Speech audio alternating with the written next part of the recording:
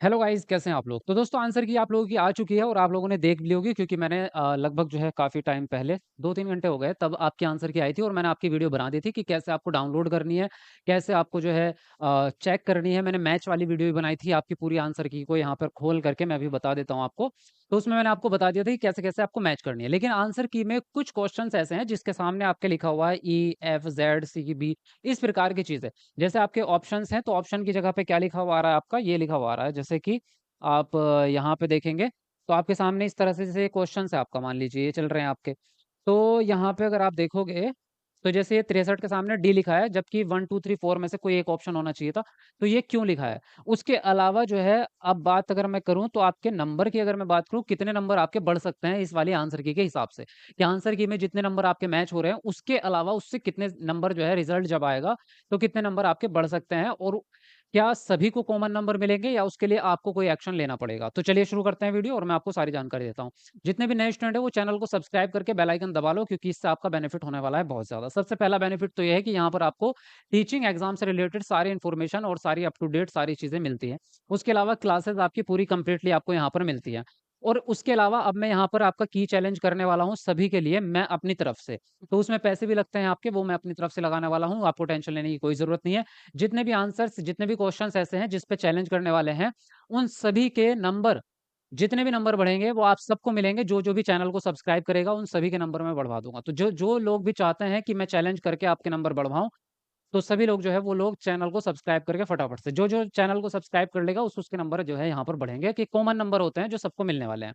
अब यहाँ पे मैं आपको बताता हूँ कि इनका झोल क्या है, क्या मतलब मेन बात क्या है कि कैसे जो है जैसे कि यहाँ पर आपके सामने लिखा हुआ है ये 63 के सामने यहाँ पे क्वेश्चन नंबर 63 था ये इसका आंसर डी है 1, 2, 3 की जगह। उसी हिसाब से आप नीचे देखेंगे तो यहाँ 48 का यहाँ पर आपका ज़ेड दे रखा है ना? अगर आप यहाँ पे देख पा रहे हैं, तो आपका जैसे ये ज़ेड दे रखा है।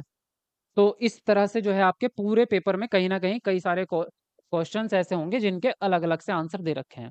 तो इनका जो मतलब है, वो इसके नीचे ही दे रखा है। लेकिन आपको ये समझने में दिक्कत हो रही थी क्योंकि ये आपने देख भी लिया फिर भी आपको पता नहीं चल पा रहा था। तो जैसे कि अगर किसी प्रश्न के सामने ए लिखा हुआ है ना? इसको ध्यान से समझना।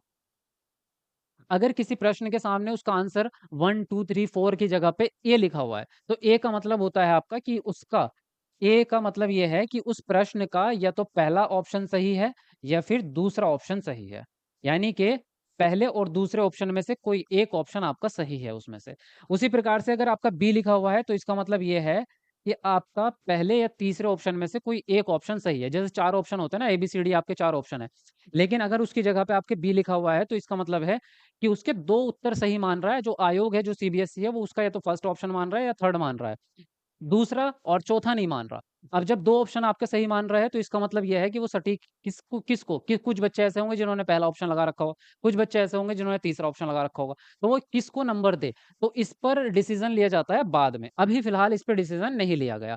अब जैसे यहाँ पर आपका ज़ेड लिखा हुआ है, इसका 48 का, तो इसका मतलब ये है कि 48 में ऑल का मतलब ये होता है कि या तो इसके चारों ही ऑप्शन सही हैं या फिर चारों ही ऑप्शन गलत हैं। तो ये मतलब है इसका कि 48 में से जो 4 ऑप्शन है एबीसीडी उसमें से चारों में से एक भी सही नहीं है उसका आंसर जो आयोग ने दिए हैं। या फिर चारों में से चारों ही सही दे दिए होंगे, पॉजिटिव होंगे चारों के चारों। तो अब उसमें से किसको नंबर दें?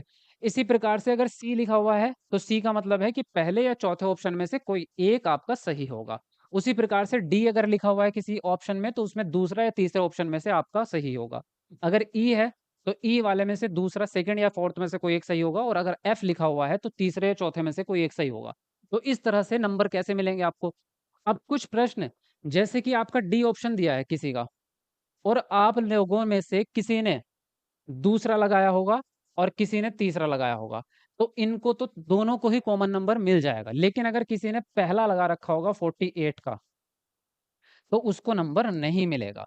तो यहाँ पर जो है आपको ऐसा लगेगा कि इसके अगर ई लिख दिया है तो हमें सबको ही नंबर मिल जाएँगे, सबको नहीं मिलेंगे। सिर्फ़ उनको मिलेंगे जिसने ई पे या तो दूसरा सही लगा रखा होगा या तीसरा। आप लोगों ने इन दोनों में से कोई एक लगा रखा होगा तो दोनों को ही नंबर मिल जाएँगे।